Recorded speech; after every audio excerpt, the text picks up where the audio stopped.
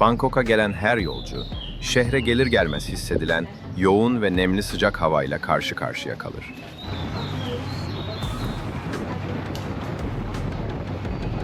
Bu hava yalnızca fiziksel bir durum değil, şehrin ilk selamıdır. Tropikal kuşakta yer alan Tayland'ın başkenti, yıl boyunca ortalama 30 derece sıcaklıkta seyreder. Bu durum, özellikle hava sirkülasyonunun az olduğu sabah ve öğle saatlerinde yoğun bir buhar etkisi yaratır.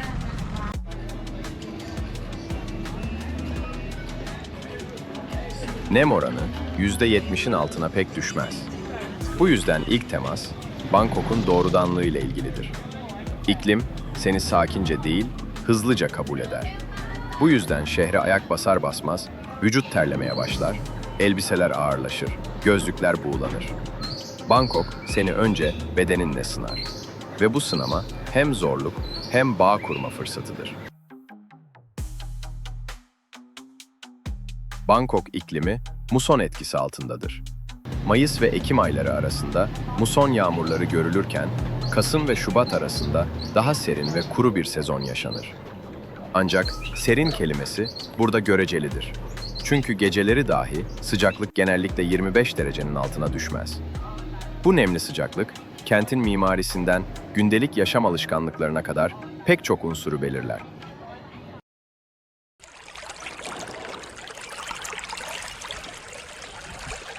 Bu sıcak ve yoğun karşılama, şehirle ilk tanışan herkesin hafızasında iz bırakır. Ama bu şehrin gerçek kimliği, asıl olarak suyun şekillendirdiği bir yaşam biçiminde saklıdır. Bangkok, bir şehirden çok bir su organizması gibidir. Yaşam, tarih, ulaşım ve kültür, hepsi suyun etrafında şekillenmiştir. Bu şehirde yollar önce nehirle başlar, sonra karaya yayılır. Su burada sadece doğayı değil, insan ilişkilerini, mimariyi ve gündelik alışkanlıkları da biçimlendirir. Ve tüm bu yapının merkezinde daima su vardır. Chao Phraya Nehri, bu su organizmasının omurgasıdır. Şehri kuzeyden güneye ikiye bölerken sadece bir coğrafi sınır çizmez. Aynı zamanda sosyal ve kültürel bir aks oluşturur.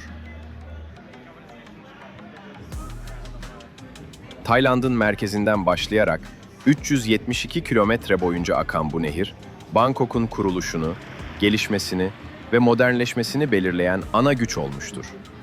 Gün boyu teknelerle dolan nehir, sabah ve akşam saatlerinde adeta bir su otobanına dönüşür. Şehirdeki karayolu trafiğine alternatif oluşturur, serinlik sağlar ve köprülerin altından geçerken geçmişle bugünü birleştirir. Bu yüzden Tay halkı için nehir, bir geçim kaynağından çok daha fazlasıdır. Bir hafıza, bir dua, bir akıştır. Nehirden ayrılan kanallar, klonklar, Bangkok'un iç damarlarını oluşturur. Bu su yolları, şehirde dolaşan kan gibidir. Sessizce ama kesintisizce akar. Her şey bu ritme göre şekillenir. Yemek saatleri, uyku düzeni, hatta komşuluk ilişkileri bile.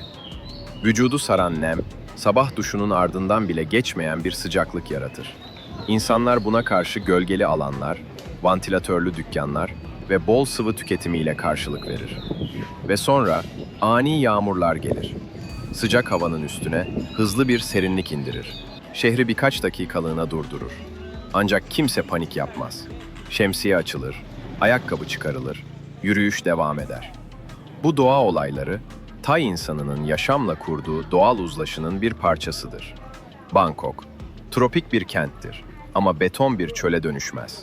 Her köşe başında rastlanan yeşillikler, muz ağaçları, dev yapraklar, sarmaşıklar hem serinlik sağlar hem de sesi emer.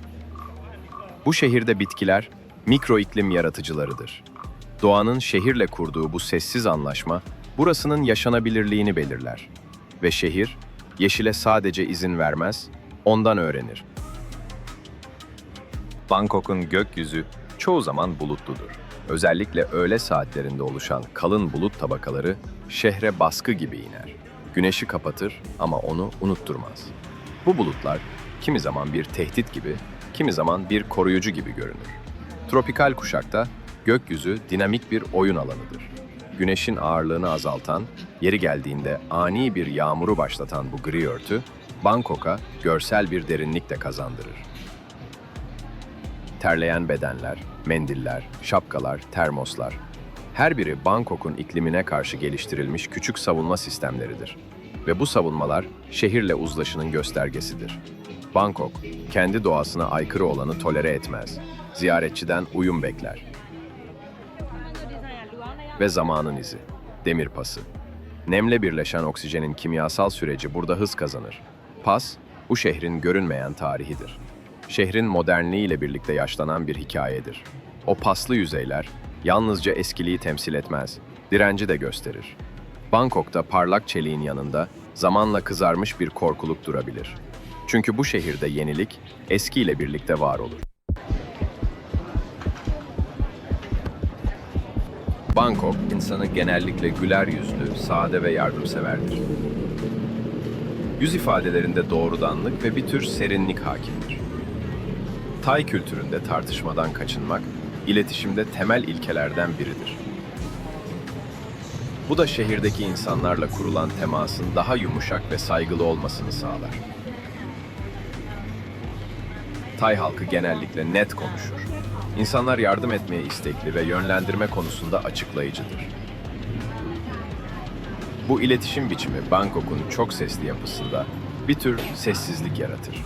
Kalabalık, motor sesi, kuş ötüşü, tütsü dumanı. Tüm bunların arasında insanlar çok bağırmaz, az konuşur ama çok şey anlatır. Tay toplumunun dikkat çeken yönlerinden biri de gündelik yaşamın anaerkil bir yapı içinde işlemesidir. Kadınlar yalnızca ev içinde değil, kamusal alanda da oldukça aktiftir. Pazarlarda, tapınak girişlerinde, banka gişelerinde, kafe tezgahlarında, neredeyse her yerde çalışan kadınlarla karşılaşılır. Bu durum, aile ekonomisinin omurgasını kadınların oluşturduğu bir yaşam düzeni yaratır. Tay kadınları, geleneksel saygı çerçevesinde güçlü bir yön belirleyicidir. Sessizce ama kararlılıkla işleyen bu yapı, toplumun temel dengelerinden biridir. Bu sosyal düzenin kökleri, büyük ölçüde kırsal Tayland'daki üretim yapısına ve Budist değerler sistemine dayanır. Özellikle kuzey ve kuzeydoğudaki tarım topluluklarında kadınlar hem evin geçimini sağlar hem de sosyal bağları ayakta tutar. Theravada Budizminde kadınların dini otoritesi sınırlı olsa da gündelik yaşamda ahlaki dengeyi sağlayan unsur çoğunlukla kadınlardır. Bu da şehirli Tay kadınının toplumda daha fazla sorumluluk almasını ve temsil gücü kazanmasını beraberinde getirmiştir.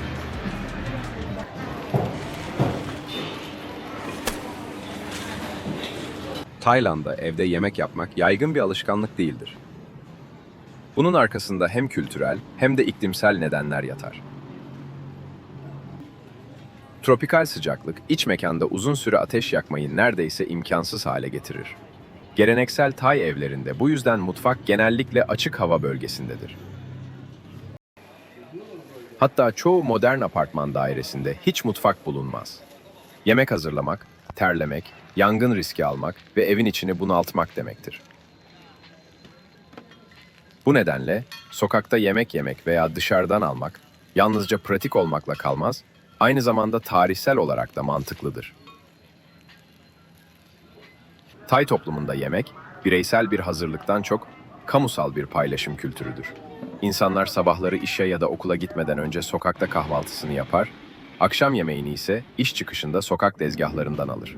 Bu sistem aynı zamanda toplumsal etkileşimi de artıran bir yapıdır. Bangkok'ta bir insan gün boyunca hiç mutfağa girmeden besleyici ve çeşitli bir menüyle yaşayabilir. Tayland'da yemek yalnızca karın doyurmak için gerçekleşmez. Sosyalleşmek, ritüel gerçekleştirmek ve topluluğa aidiyet kurmak için yapılır. Bangkok'ta sokaklar sabahın erken saatlerinden gece yarısına kadar adeta bir açık mutfak gibi işler. Caddelere sıralanmış seyyar tezgahlar, koku, buhar ve ses eşliğinde birer mini restoran haline gelir. Burada yemek anlıktır ama hızlı olduğu kadar da taze ve dengelidir. Sokak yemekleri şehirdeki ekonomik sınıflar arasında köprü kurar. Bir yemeğin içinde birkaç farklı tat profili harmanlanarak duyusal bir denge oluşturulur. Bu dengenin yakalanması, Tay şefliği açısından ustalık göstergesidir. Her sokak köşesi bir fırsat, her tezgah bir yeni deneyimdir. Yemek burada ritüel, alışkanlık ve tesadüfün iç içe geçtiği bir yaşam biçimidir.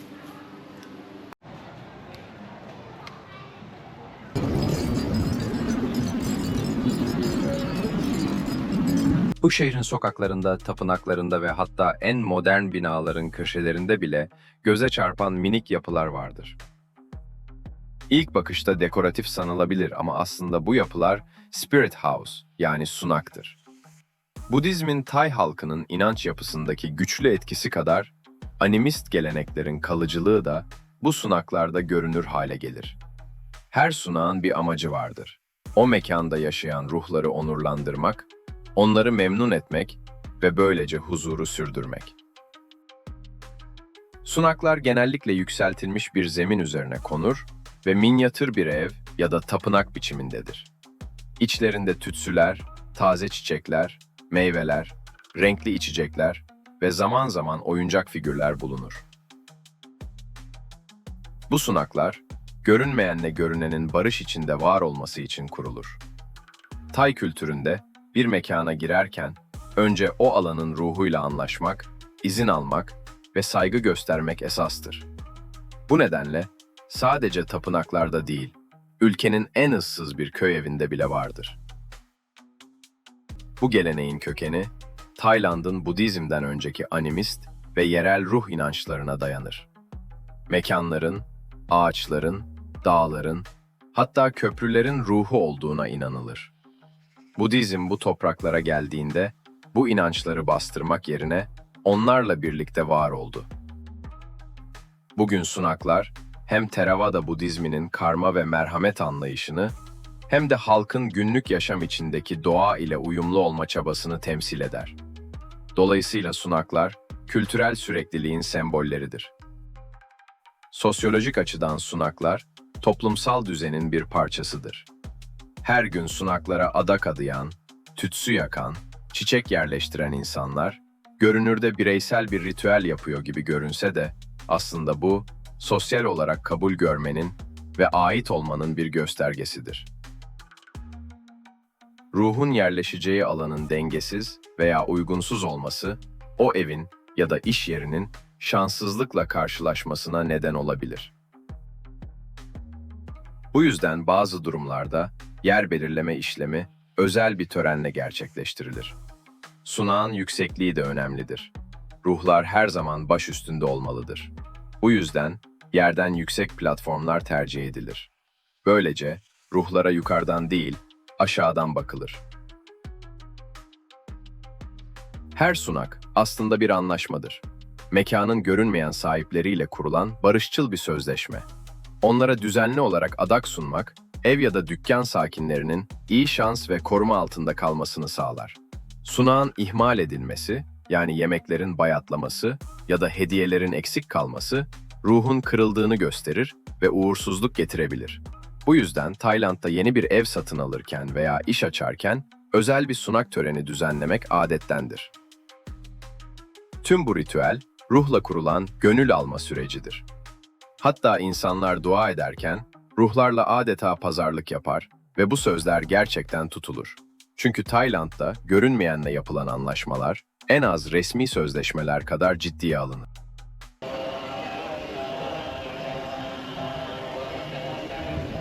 Bangkok'un kalabalık caddelerinde yürürken bir anda zamanın yavaşladığı, seslerin kısıldığı, havanın serinlediği bir yere girersiniz. Bir tapınağın avlusuna. Tayland'da tapınaklar sadece ibadet yerleri değil, tarihle, mimariyle, toplumsal hafızayla iç içe geçmiş çok yönlü yapılardır. Şehirde 400'ün üzerinde Budist tapınağı bulunur ve her biri farklı dönemlerin, farklı kralların ve farklı toplulukların izlerini taşır. Bu çeşitlilik, şehrin dini dokusunun ne kadar katmanlı olduğunu gösterir. Tay tapınakları, aynı zamanda eğitim, barınma, yargılama ve toplumsal danışmanlık gibi işlevlerin tarihsel merkezidir. Birçok köyde okulun ilk açıldığı yer tapınaktır. Bangkok gibi metropollerde bile keşişlerin toplumla kurduğu ilişki sürer. Tapınaklar, insanların evlenmeden önce danışmaya gittiği, iş kurarken dua ettiği, kötü bir rüya gördüğünde açıklama beklediği mekanlardır. Bu yönüyle tapınaklar, şehirle halk arasında bir duygu düzenleyicisi işlevi görür. Bir Tay tapınağına girerken, göz hizasında hemen fark edilen şey simetridir. Çatılar kat kat yükselir, merdiven basamakları sayılarına göre düzenlenir, içeri giren figürler çiftler halinde dizilir. Bu düzen, sadece mimari estetikten değil, Budist kozmolojideki denge, tekrar ve uyanış anlayışından kaynaklanır. Merdivenleri çıkarken farkına varmadan, zihninizde de bir yolculuk başlar. Yukarı çıkarsınız ama aynı zamanda içeriye, daha derine doğru ilerlersiniz.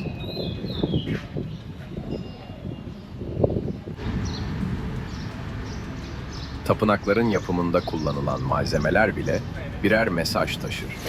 Seramik kaplamalar, altın varak, aynalı mozaikler ve ejder figürleri kötülükten arınmayı, korunmayı, ışığın içsel anlamını temsil eder. Tay halkı için tapınak, bir günün başlangıcı ya da sonu için uğranması gereken bir yerdir. Kimisi sadece tütsü yakar, kimisi çiçek bırakır, bazısı dilek tutar, bazısı sadece oturur ve sessiz kalır. Ancak hemen hepsinin ortak noktası, bu alanlarda kendini daha hafif hissetmesidir. Bangkok gibi hızlı akan bir şehirde bile tapınakların sakinliği, zamanın başka bir ritimde aktığını hatırlatır. Keşişlerle karşılaşmak, tapınak deneyiminin en doğal parçasıdır. Portakal rengi cübbeleriyle yürüyen monklar, bilgin, öğretmen, hatta terapist gibi görülür. Sabah saatlerinde yiyecek toplamaya çıkan keşişler, halkla doğrudan ilişki kurar. Bu ritüel, halkın da ruhsal temizliği için yapılır. Tapınakların içinde heykeller, ikonografik anlatılar ve duvar resimleri aracılığıyla Budist mitolojiye ait hikayeler aktarılır. Özellikle Buda'nın hayatını anlatan 8 aşamalı sahneler hemen hemen her tapınakta görülür. Ancak bazı tapınaklarda daha yerel motifler, hayvan figürleri ya da günlük yaşam sahneleri de bulunabilir. Bu resimler oldukça öğreticidir. Çünkü Tay halkının çoğu tarihini ve değerlerini bu görseller üzerinden öğrenir. Bu ritüellerde yaşlısı, genci, zengini, işçisi aynı alanda, aynı ışığın altında birleşir. Tapınak, bu gibi anlarda toplumsal eşitliğin nadir sahnelerinden biri olur. Her tapınakta bir de iç avlu ya da sessizlik alanı vardır. Burası meditasyon, içe dönüş, gözlem için ayrılmış bir bölgedir. Tapınak bahçelerinde bulunan Buda heykelleri, bazen ağaçların altında, bazen lotus havuzlarının kenarında yer alır. Bu alanlar, doğayla kurulan sessiz iletişimi güçlendirir. Doğa ve inanç, birbirini tamamlayan iki unsur olarak görülür. Sonuçta Tay tapınakları, bir toplumun nasıl düşündüğünü, nasıl hissettiğini, geçmişle nasıl bağ kurduğunu gösteren, yaşayan hafıza merkezleridir. Bir keşişin adımındaki sakinlik, bir çocuğun dua ederken gözünü kapatışı, rüzgarda dalgalanan tütsü dumanı, bu kültürün görünen yüzünün altındaki derinliği yansıtır.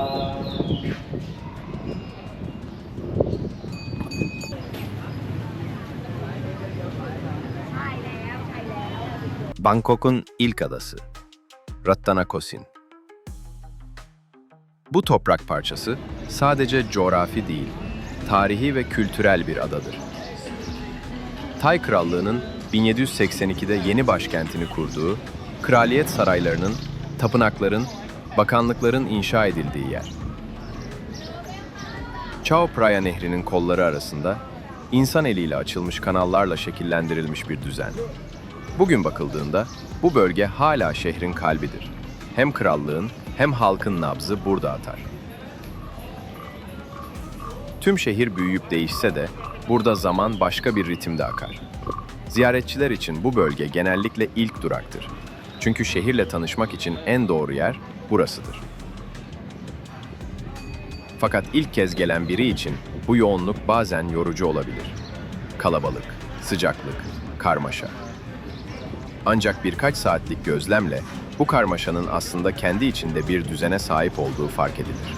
İnsanlar, mekanlar ve olaylar arasında görünmeyen bir koordinasyon vardır. Eski Bangkok, Tayland'ın tarihsel ve kültürel dokusunu taşıyan en yoğun alanlarından biridir. Uzun yıllar boyunca krallığın idari, dini ve sosyal merkezlerini barındıran bu bölge, bugünkü metropol Bangkok'un doğduğu yerdir. Şehrin genişlemeye başlamasından önce hayat burada örgütlenmiş, kararlar burada alınmış, ibadetler burada yapılmıştır. Bugün hala sokaklarında dolaşırken bu temel yapının izleri açıkça gözlemlenebilir. Şehirdeki yollar tarihsel bir birikime göre oluşmuştur. Bu yüzden sokaklar çoğu zaman dar, kıvrımlı ve öngörülemezdir. Ancak bu düzensizlik bölgenin karakterini belirler. Burada her dönüş bir şey saklar. Beklenmeyen detaylar, rastlantı gibi görünen ama yerli halk için olağan olan yaşam kesitleriyle doludur. Tapınaklardan sadece birkaç sokak ötede dünya birden değişir. Khao San Road, modern göçebelerin kısa süreli durağıdır. Sokak yemekleri, dövme stüdyoları, elektronik müzik, neon ışıklar ve her milletten insan. Bu sokakta bir akşam geçirmek, birkaç ülkeyi geçmek gibidir. Burada kültür ithal edilmez, serbestçe dolaşır. Her şey biraz hızlı, biraz yüzeysel ama kesinlikle canlıdır. Bu sokaklar, geçici olanın kalıcı izleri bıraktığı yerlerdir. Tüm bu alanların ortak bir ritmi vardır, hareket. Ama bu hareket dağınık değil, döngüseldir. Sabah dualarla başlayan bir sokak, öğleye yemekle, akşama alışverişle, geceye müzikle ulaşır. Her mekanın bir dönüşümü vardır. Aynı kaldırımda hem dua edilir, hem yemek yenir. Bu çok katmanlılık, şehrin yaşayan bir organizma olduğunu gösterir. Ve en önemlisi, bu bölge Bangkok'un yüzü değil, hafızasıdır. Bugün Eskiada, bu şehrin gerçek ruhunu anlamak isteyen herkes için vazgeçilmez bir başlangıç noktasıdır.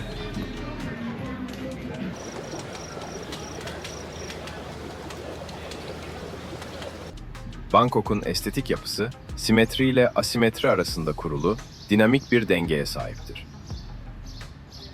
Modern kent yaşamında elektrik telleri, tabelalar, inşaat kalıntıları gibi asimetrik unsurlar göze çarpar. Özellikle ara sokaklarda bu yapı oldukça yoğundur. Şehrin büyük bölümü organik büyüme ile şekillendiğinden planlama izleri dağınıktır. Ancak bu kaotik görünüm tapınaklarda yerini tam zıt bir düzene bırakır. Oralarda altın oran prensibiyle kurulmuş simetrik yapılar dikkat çeker. Her hat, her figür belirli bir matematiksel bütünlük taşır. Bu fark şehirdeki zihinsel geçişleri de yansıtır. Kaostan düzene, kalabalıktan ritme. Bangkok belki de bu zıtlıkla yaşanabilir hale gelir. Elektrik telleriyle karışık gökyüzü, tapınaklardaki çatı çizgileriyle dengelenir. Kaosun ortasında belirgin bir düzen duygusu belirdiğinde, şehir sana kendi iç mantığını fısıldar.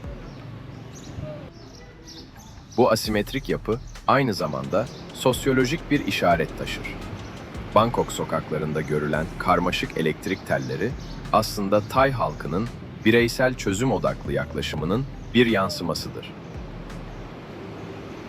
Her kablo bir apartmana, bir dükkana ya da bir tezgaha özgü çalışır. Sistem kolektif değil, parçalıdır. Bu parçalanmışlık kriz anlarında bir avantaj sağlar. Bir arıza tüm mahalleyi değil, yalnızca birkaç bağlantıyı etkiler. Ayrıca bu sistemin ayakta kalmasını sağlayan bir başka unsur da iş gücü bolluğudur. Şehirde bu kabloları onarabilecek ya da yeniden bağlayabilecek çok sayıda teknik işçi bulunur.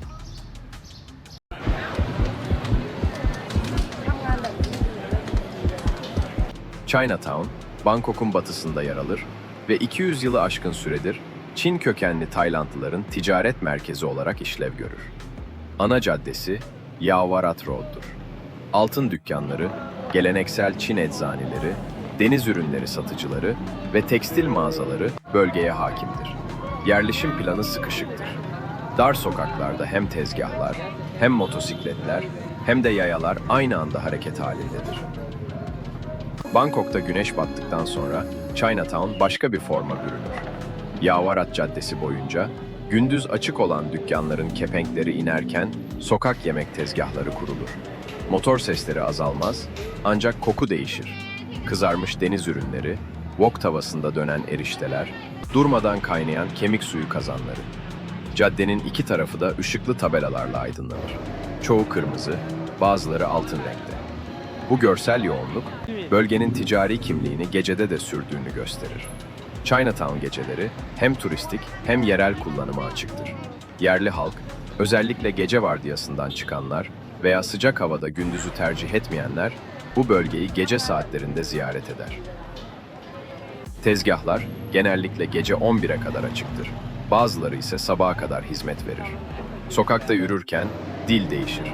Tayca, Çince, İngilizce cümleler arka arkaya duyulur. Bu çok dillilik, bölgenin uluslararası yapısını gece de koruduğunu gösterir.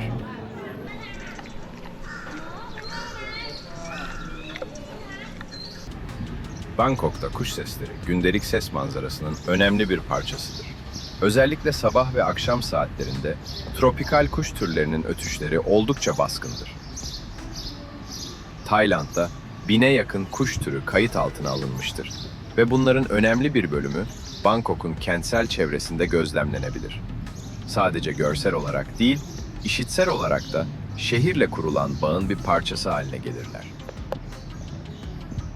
Tayland toplumunda hayvanlar aynı zamanda karışılmaması gereken bir varoluşun taşıyıcılarıdır.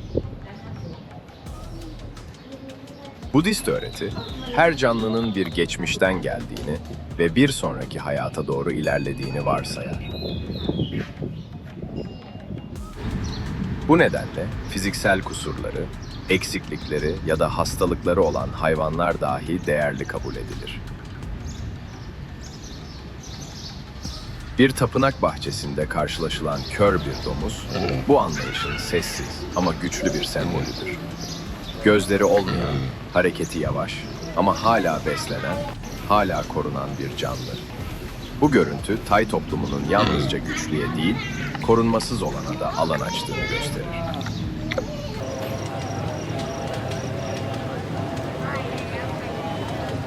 Suyun, inancın ve geçmişin iç içe geçtiği Bangkok'tan ayrılırken, Tayland'ın tarihi ruhuna daha da yaklaşacağımız bir yere gidiyoruz.